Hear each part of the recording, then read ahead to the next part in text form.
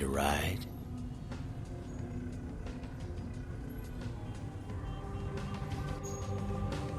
Hop in.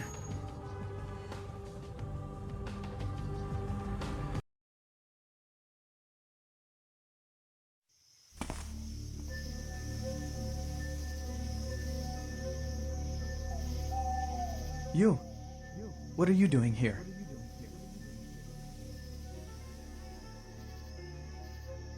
No? You should get out of here. This place is bad news. Pardon me.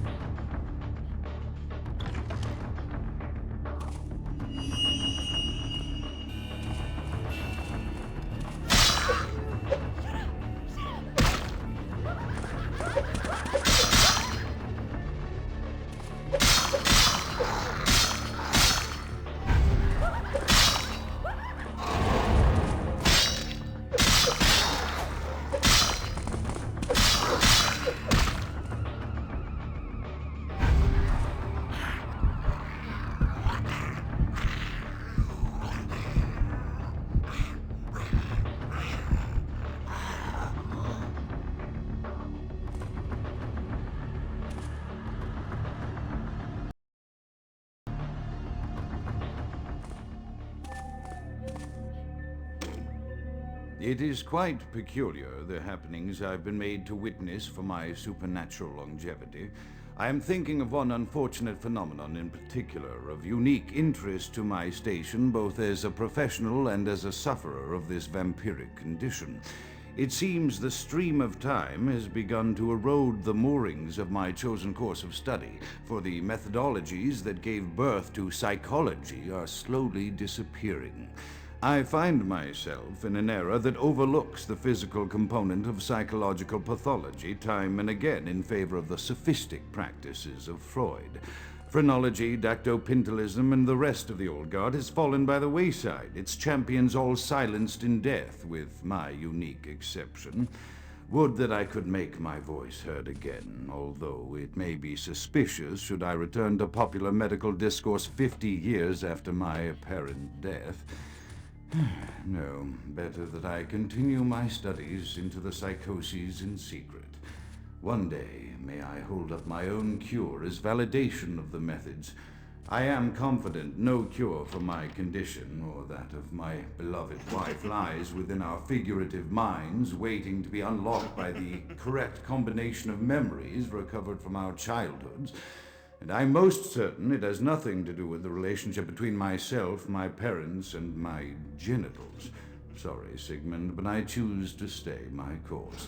In time, too, may your star fade and disappear.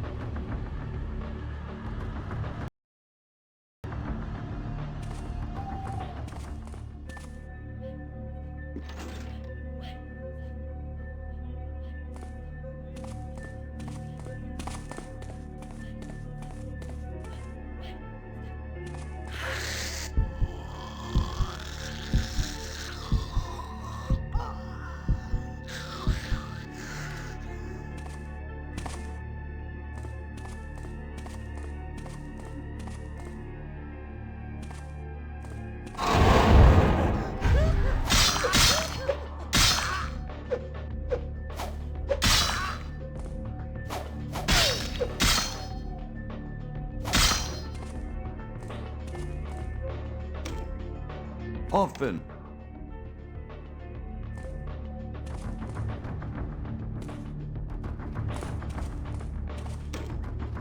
Often I reflect with great regret on the missed opportunity that was my infector. Had I been conscious after the attack, I could have stopped the orderlies from locking her in the roaming pen. What I would give for just one interview, a few simple questions of the plague-ridden woman who met her end that dawn. Of course, there is no guarantee she would have been any more helpful than my current crop of test subjects, mewling wretches. Few could be called enthusiastic. Given the nature of the tests, I cannot expect the same fervor from all, but a modicum of cooperation would be appreciated. Animals. The one called John went so far as to gnaw off his arm in a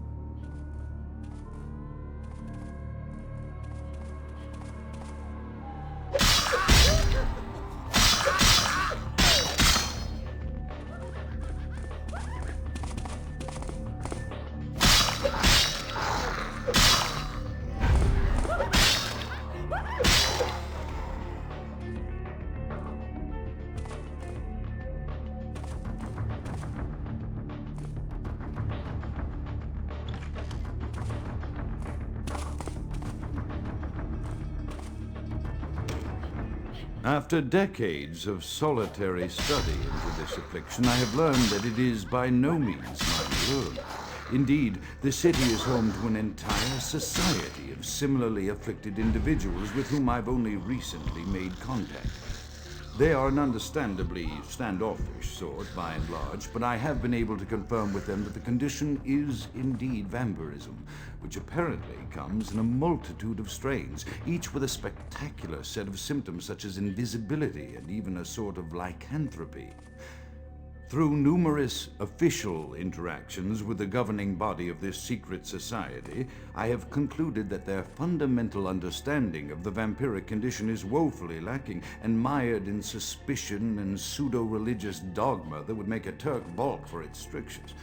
Indeed, they seemed impressed with my studies and the eloquence with which I was able to present them.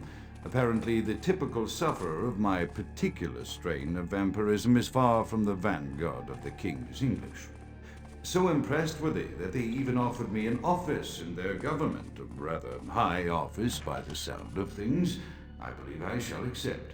If nothing else, it should provide a lofty vantage point from which to observe the breadth and epidemiology of the affliction so that I may move more expeditiously toward a cure.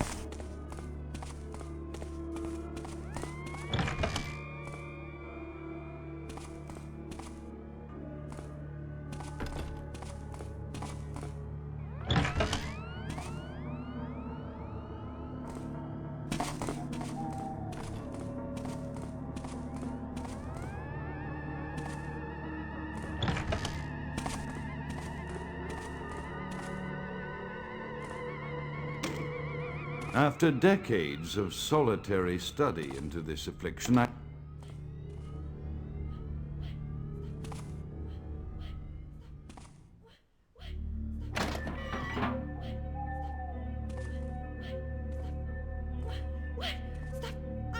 listening to you. Shut up!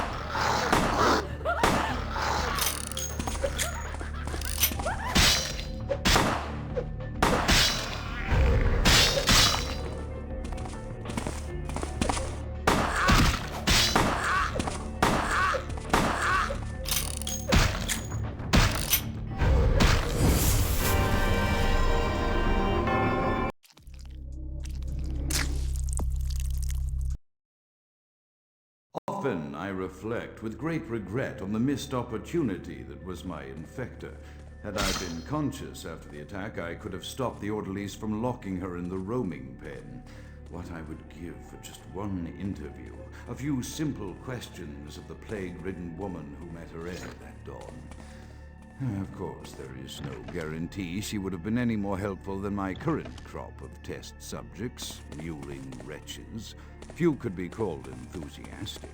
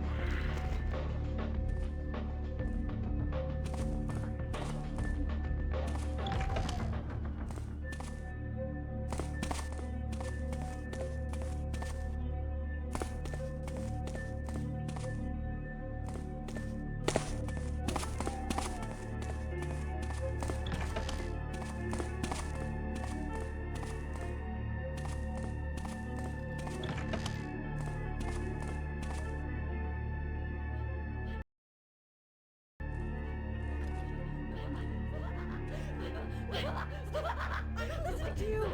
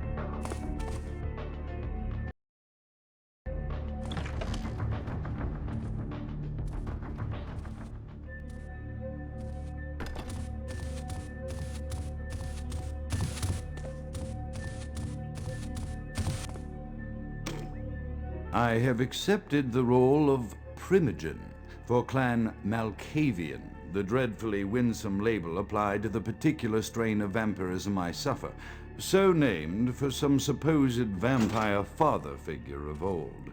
More poppycock grown from a backward culture that seems interminably drawn to children's tales and the fiction of Victorian romance, when it should concern itself with the science behind their suffering. No matter. for I have taken this office for no greater reason than to advance my research. I must make mention, however, that even among my would-be peers in this governing body of vampires, the level of paranoia and superstition is frightening. Their intelligence is not the question, no, indeed. As they courted me for this appointment, I had to suspect that their overtures were hand-tailored to what must be my obvious infatuation with reason, for the devil would do well to have such honey-tongued tempters. Even so, I could not help but notice the dressing of language these vampire leaders chose for their siren song. Whether it is born of habit, from addressing their unwashed, ill-educated subjects, or from their own deep-seated beliefs, their linguistic flourishes belie a faith in superstition over the providence of empirical reason that must be an all-pervasive theme in this society of darkest night. Damn it all, now I'm doing it too.